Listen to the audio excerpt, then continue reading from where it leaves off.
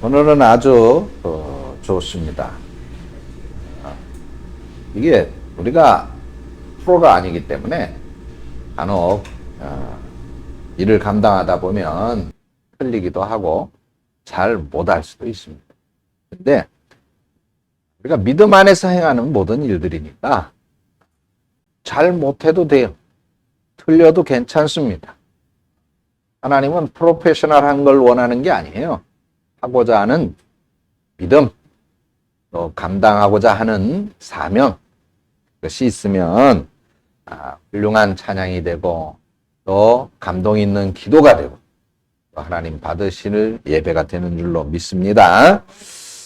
자, 오늘 말씀 맹세에 관한 말씀이에요. 근데 우리는 평소 맹세를 많이 하고 살잖아요. 그죠? 다시는 안 하겠다. 또는 꼭 그렇게 하겠다. 그렇게 맹세를 하는데 오늘 주님은 도무지 맹세하지 말아라. 이렇게 말씀하고 있습니다. 어떻게 맹세하지 말아라. 하늘로도 하지 말아라. 땅을 가지고도 맹세하지 말아라. 그렇게 말씀하고 있습니다. 그래서 오늘 이 말씀을 가지고 주님은 왜 맹세하지 말아라. 도무지 그것도 아주 강력하게 강조하시면서 맹세하지 말라 말씀을 하시는지 그 말씀을 한번 나누어 보고자 합니다. 먼저 이 성경에서 말씀하고 있는 맹세의 원칙이 있어요. 성경에 보면 여러 차례 그 맹세하는 장면이 그렇게 나오고 있어요. 심지어는 사람들만 맹세하는 게 아니에요. 하나님께서도 맹세를 하신 적이 있어요. 창세기 22장에 보면은 하나님께서 아브라함에게 맹세를 해요. 아브라함에게.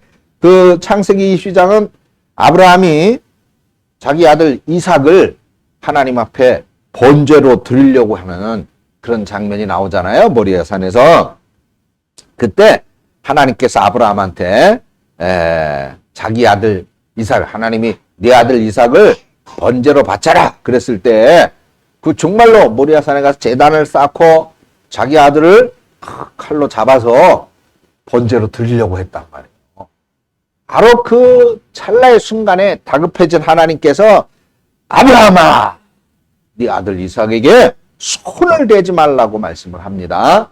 그러면서 아브라함에게 약속을 하는 장면이 나오죠. 16절, 17절인데 이르시되 여호와께서 이르시기를 내가 나를 가리켜 맹세하노니 내가 나를 가리켜 맹세하노니 하나님은 어떤 대상 흔히 우리가 맹세를 할 때는 내가 어떻게 할 수 없는 큰 대상 또는 어떤 절대적인 힘을 가진 대상 그런 것을 걸고 맹세를 하잖아요. 그런데 하나님은 하나님 외에 더 큰 신이 없어요. 하나님 외에 더 능력 있으신 분이 없는 거예요. 그러니까 하나님은 내가 나를 가리켜 맹세하노니 라고 말씀하시는 거죠. 뭐라고 맹세를 했습니까? 내가 이같이 행하여 네 아들 네 독자도 아끼지 아니하였은즉 내가 네게 큰 복을 주고 네 씨가 크게 번성해서 하늘의 별과 같고 바다의 모래와 같게 하겠다. 그래서 네 씨가 그 대적의 성문을 차지할 것이다 라고 맹세를 하십니다. 내가 나를 가리켜 맹세한. 그 우리나라 사전에 보면 일정한 약속이나 목표를 가지고 꼭 실천하겠다고 다짐하는 게 맹세다. 이렇게 정의를 하고 있거든요.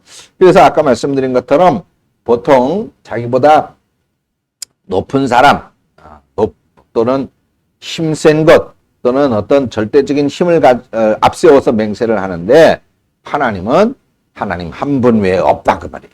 그래서 스스로에게 맹세를 하시는 겁니다. 하나님은 이렇게 신실하신 분이에요.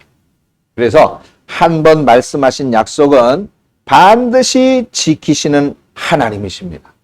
그런데 그런 하나님 왜 맹세까지 하면서 말씀을 하셨을까요? 그것은 하나님은 자신의 약속의 말씀을 반드시 지키시는 분이라고 하는 것을 강조하기 위해서 그렇게 하신 것입니다. 자, 하나님은 이렇게 친히 맹세를 하실 뿐만 아니라 우리에게 당신의 이름으로 맹세하라 이렇게 말씀하시기도 했어요. 나의 이름을 걸고 맹세해라. 예를 들어보면 신명기 6장 13절이거든요. 거기 보니까 내 하나님 여호와를 경외하며 그를 섬기며 그의 이름으로 맹세할 것이니라 그랬습니다. 물론 이 말씀은 모세가 이스라엘 백성들에게 한 말이거든요. 근데 그렇다고 해서 모세가 그냥 자기 생각대로 자기 뜻대로 막 그렇게 말하지는 않았어요. 하나님께서 모세에게 이렇게 말해라. 이렇게 저렇게 말하라고 말씀하시는 그대로 하나님이 일러준 그대로 말했던 거거든요. 그래서 이것은 바로 하나님께서 우리에게 하나님의 이름으로 맹세를 하라고 일러준 말씀이기도 한 것입니다.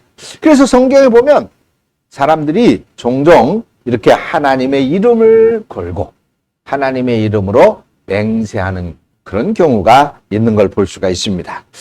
자, 이런 말씀들을 종합해 볼 때 맹세에 대해서 아주 중요한 두 가지 원칙이 있는 걸 볼 수가 있습니다.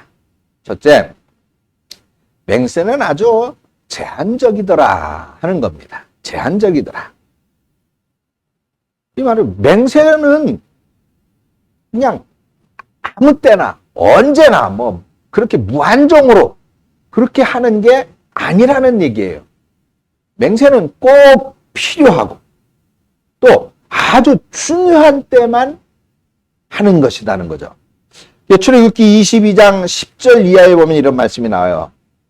어떤 사람이 이제 출타를 하게 됐는데 그가 자기 양떼를 자기가 기르던 양떼를 옆집 사람에게 잠시 맡겨둡니다. 그런데 그 후에 이 사나운 들짐승이 와가지고 그 사람이 맡겨둔 양 몇 마리를 그만 물어가 버렸어요. 그 양의 주인이 와서 보니까 이렇게 된 것입니다. 그러니 이 이웃집에 양을 맡았던 이 사람이 얼마나 곤란하겠어요. 그런데 이런 경우에 이 사람이 나는 당신이 맡겨준 양에 절대로 손대지 않았습니다. 우리 양에다가 섞지 않았습니다. 내가 잡아서 판 것이 아닙니다. 이걸 입증을 해야 되는. 그 어떻게 해야 돼? 그다음 뭐 지금 같으면은 카메라가 있어서 다 촬영을 한다든가 그렇게 하겠지만은 그렇게 할 수가 없단 말이에요. 또 누가 본 사람도 없어요.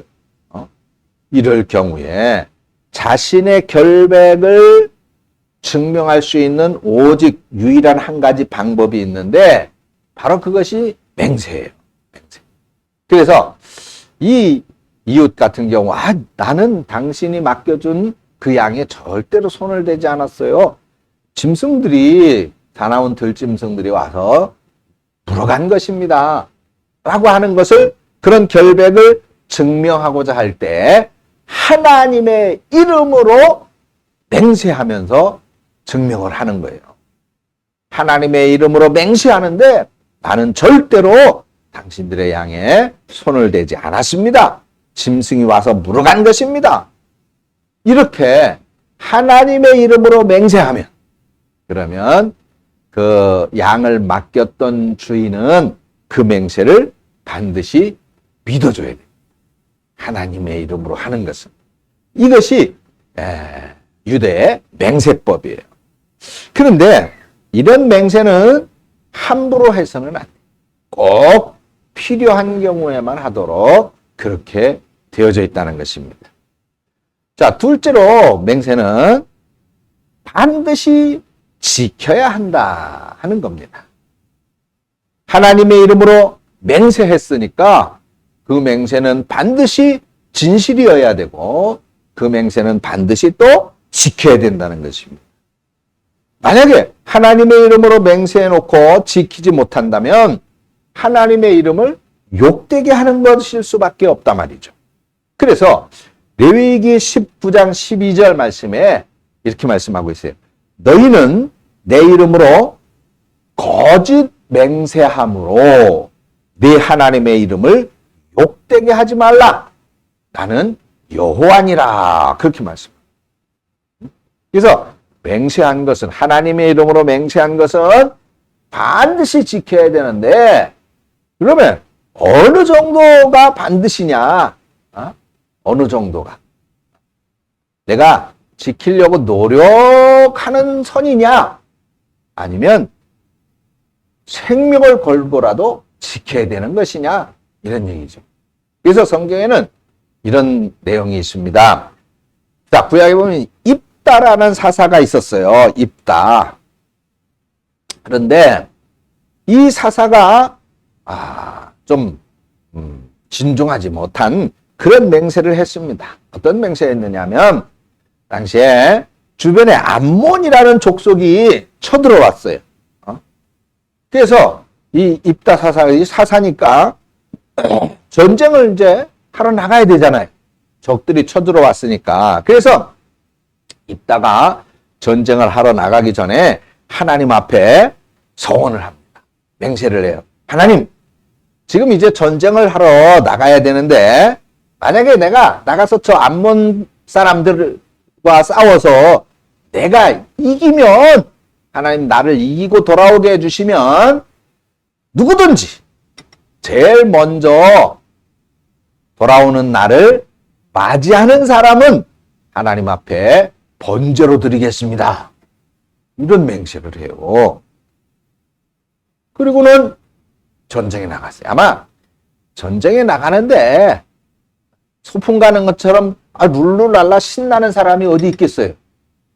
그죠? 그러면 죽을지도 모르는 두려움 때문에 가서 반드시 이겨야 되는데, 이기고 싶은데 그런 어떤 절박감이 이런 말도 안 되는 맹세를 하나님의 이름으로 한 것 같아요.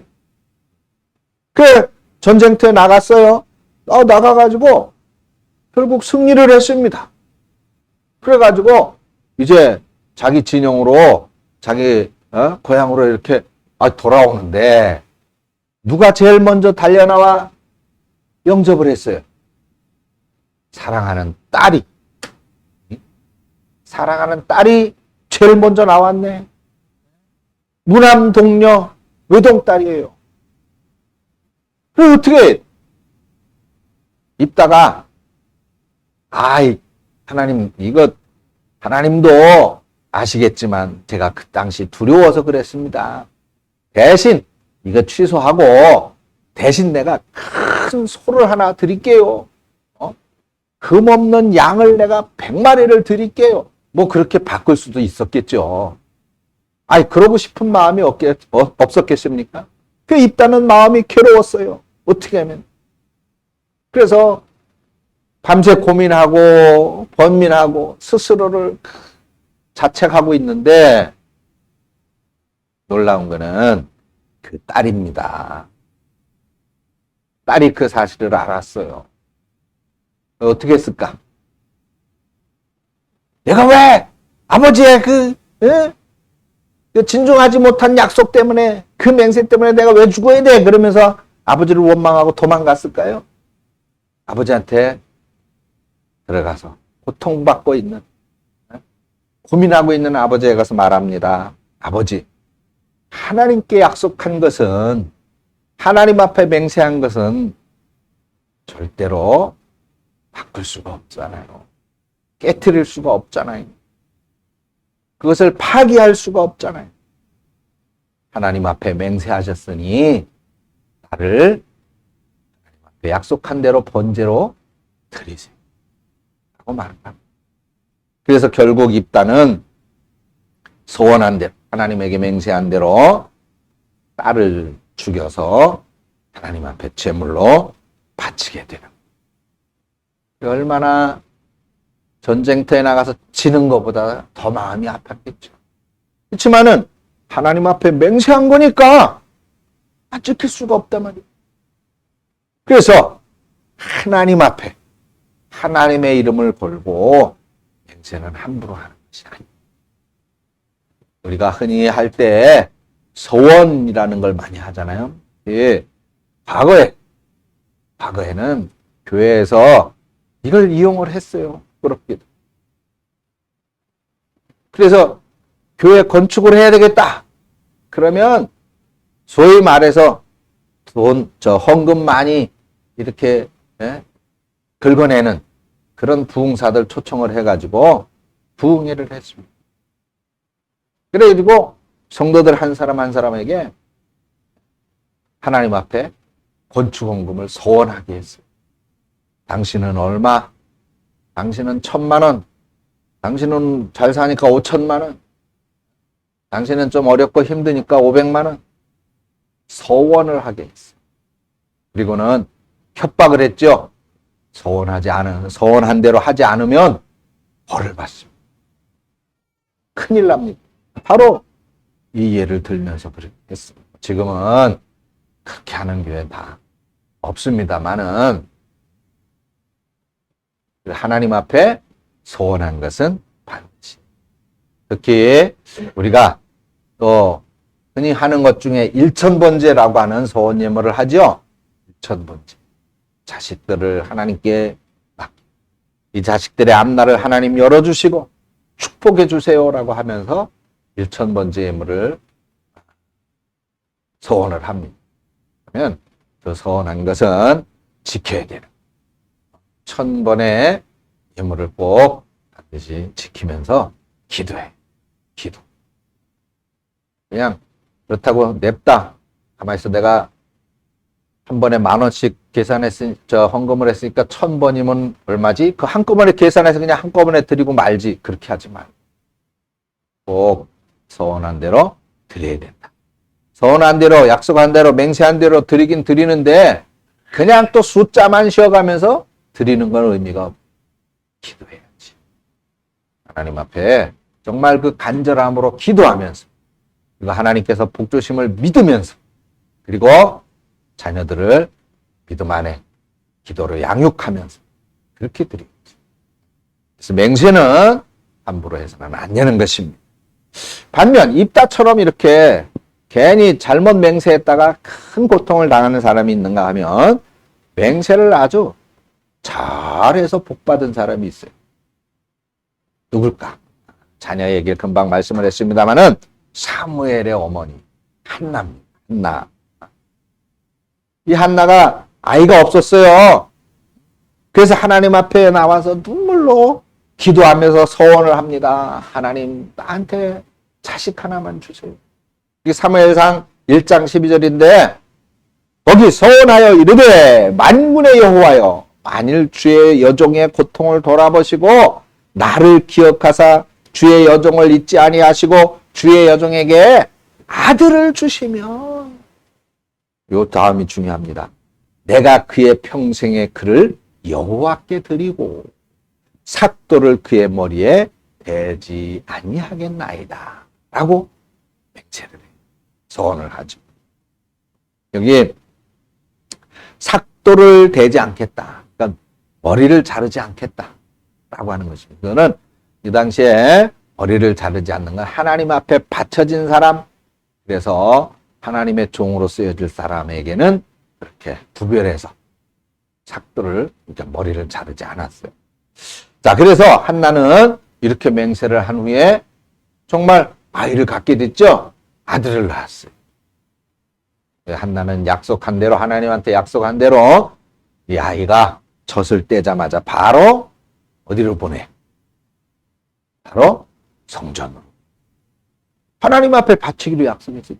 근데 이거 하나님 앞에 이삭처럼 또는 입다가 그 딸을 그랬던 것처럼 그렇게 제물로 바치는 게 아니라 평생을 하나님을 섬기는 사람으로, 하나님의 사람으로, 지금으로 뭐 하면 목사로 그렇게 바치겠다고 소원을 한 것이었다.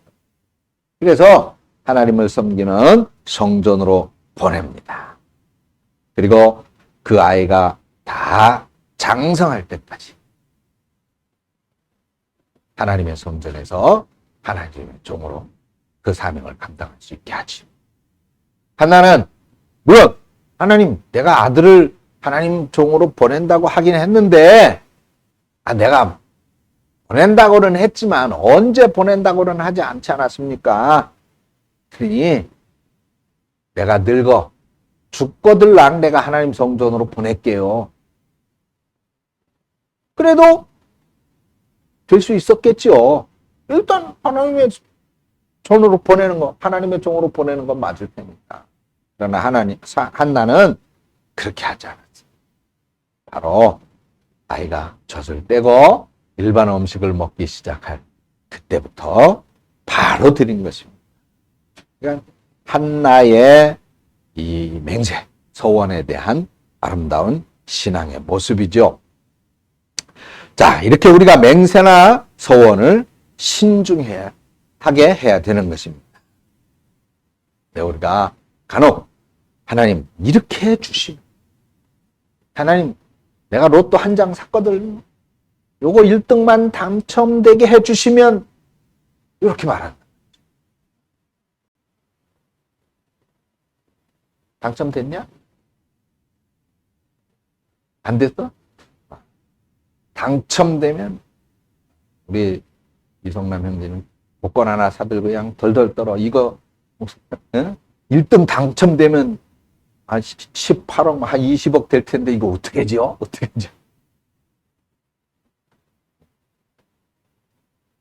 그런데 우리가 그렇게 하나님 앞에 이렇게 해주시면, 저렇게 해주시면 내가 저렇게 하겠습니다. 이렇게 하겠습니다. 라고 소원을 한단 말이죠. 그런데 정말 그런 조건을 제시했을 때 하나님이 들어주실 리도 없겠지만 만약에 정말 하나님 내가 복권을 샀는데 이거 1등 당첨되게 해주시면 내가 우리 성도들 옷 한 벌씩 싹 해입히겠습니다. 막 그런 소원을 약속을 했다. 그러면 어떻게 해야 돼? 지켜야 된다. 지켜야 돼. 여러분들은 우리 이송남 형제가 복권에 당첨되도록 기도해. 옷 하나씩 해줄 거야? 해준다. 그래서 소원한 것은 반드시 지켜야 된다 하는 것입니다. 다음으로 이 맹세에 대한 잘못된 가르침도 우리가 한번 살펴봐야 될 텐데 33절 말씀에 보면 이 바리새인들, 유대인의 그 바리새인들과 서기관들의 율법 가르치는 사람들의 이 잘못된 가르침입니다. 33절에 보니까 또 옛사람에게 말한 바 헛 맹세를 하지 말고 내 맹세한 것을 주께 지키라 하였다는 것을 너희가 들었으나 라고 말합니다. 그러니까 이 사람들은 지난번에 말씀을 드렸죠. 장로들의 유전, 즉 전통, 뭐 이런 것을 따라서 백성들을 가르치는데 헛맹세를 하지 말고 내 맹세한 것을 주께 지키라. 근데 자, 이 말씀을 그냥 보면 아무런 문제가 없는 것 같아요. 헛맹세하지 말아라. 내 맹세한 것을 주께 지켜라. 당연한 얘기잖아요. 그죠? 맞는 말씀입니다. 근데 자세히 한번 보세요. 이 자세히 살펴보면 여기에는 구약 성경에서 말씀하고 있는 두 가지 원칙을 무시하고 있어요. 첫 번째 원칙이 무엇입니까? 첫 번째 원칙이 무엇이었다 그랬어요? 제한적인. 맹세는 제한적이어야 된다. 그랬죠?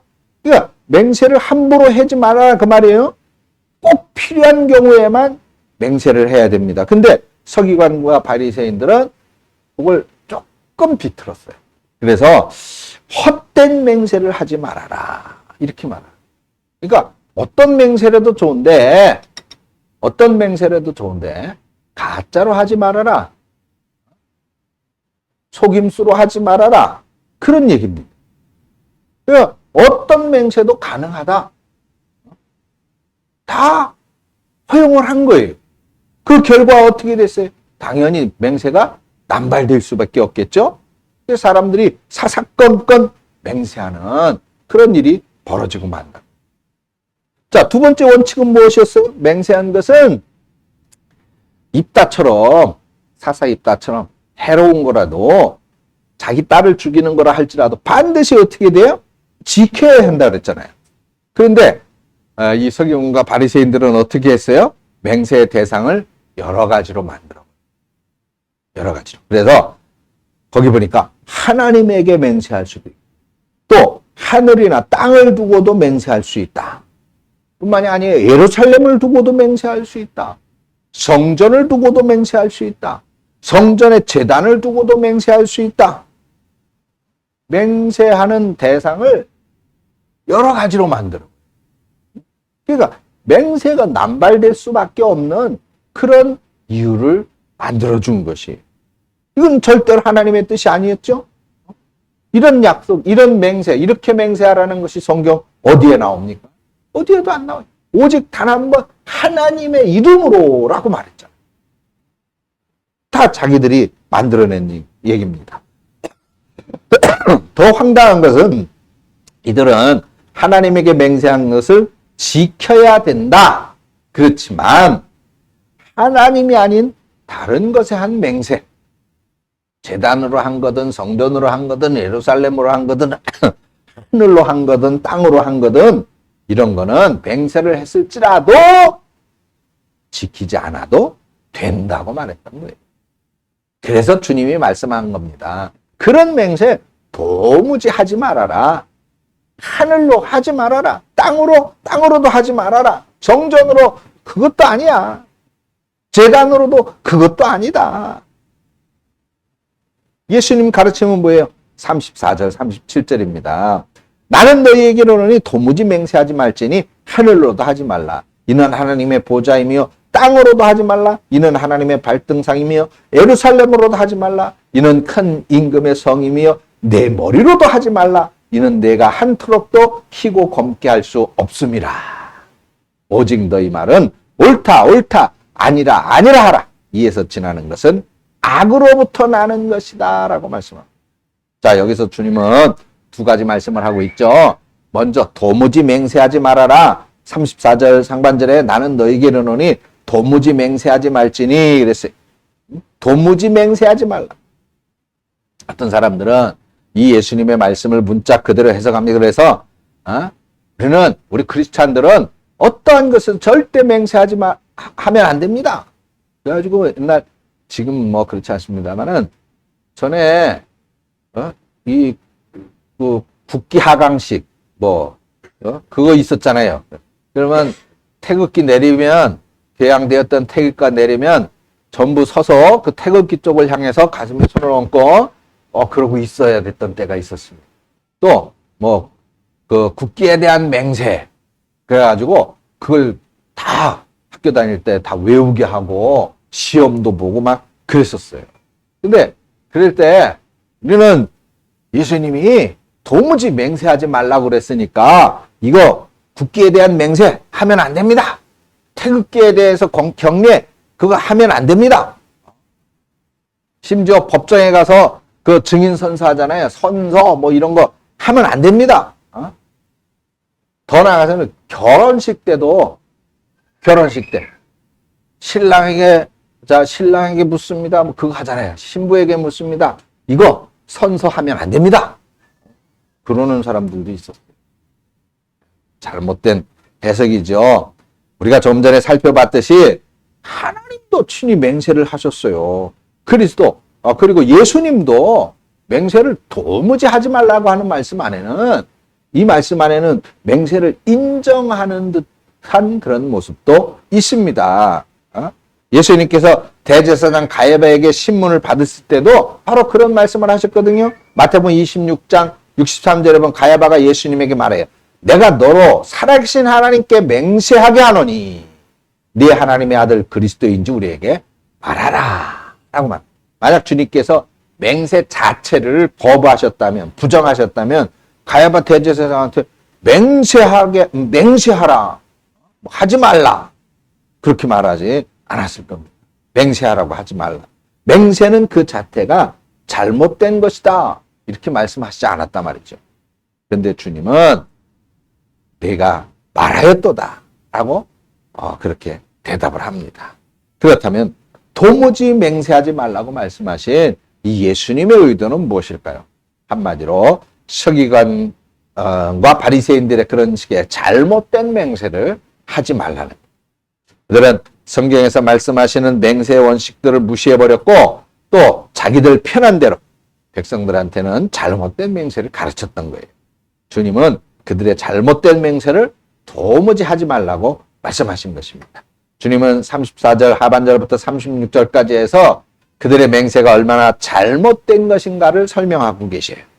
여기 보니까 하늘로도 하지 말라. 이는 하나님의 보좌이며 땅으로도 하지 말라. 이는 하나님의 발등상이며 예루살렘으로도 하지 말라. 이는 큰 임금의 성이며 내 머리로 하지 말라. 이는 내가 한토록도 희고 검게 할 수 없습니다.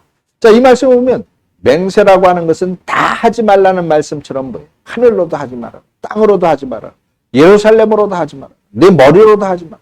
근데 그런 뜻이 아닙니다. 이 서기관과 바리새인들은 하나님에게 한 맹세는 지켜야 하지만 그 외에 다른 것들에게 한 것은 지키지 않아도 된다고 가르쳤다. 주님은 이들의 잘못된 가르침을 지적하기 위해서 이런 실예를 드셨던 것입니다. 자, 보세요. 이들의 맹세가 하나님과 관계가 되지 않을 거예요. 그렇지 않습니다. 다 관계가 되는.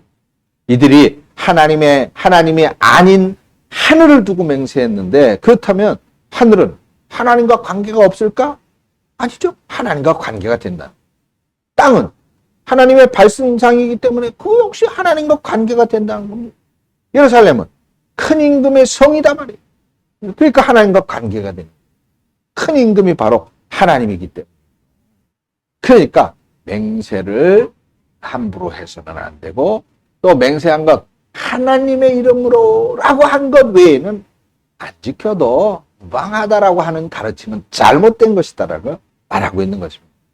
그리고 우리의 머리를 이제 예로 들고 있는데 내 머리카락 한 토록도 희고 검게 할 수 없다 그랬어요. 여기 흰 머리는 노인을 상징하는 것이고 검은 머리는 젊은이를 상징합니다. 다시 말해서 인간의 수명은 자기가 임의로 늘리거나 단축할 수 없다는 것이죠. 왜? 혹시도 하나님의 손에 달려있기 때문입니다. 결국은 우리가 무엇으로 맹세를 하든 간에 그 맹세는 다 하나님과 관계가 되어져 있는 것이다. 그러니까 하나님과 관계되어져 있으니 맹세했으면 어떻게 된다는 거예요? 반드시 지켜야 된다는 것이죠. 그런데 이렇게 반드시 지켜야 되기 때문에 함부로 맹세하지 말아라. 반드시 지켜야 되기 때문에 맹세를 함부로 하지 마. 심지어 도무지 맹세하지 말아라. 너 맹세하면 반드시 지켜야 된다. 그리고 예와 아니오를 분명히 하라. 오직 너희 말은 옳다 아니라 하라. 이는 저에서 지나는 모든 것이 악으로부터 난다. 말씀은 함부로 맹세하지 말고 옳은 것은 옳다 하고 아닌 것은 아니라고 해라. 그렇게 하지 않으면 악한 사탄에게 유혹을 받게 된다 하는 말씀입니다.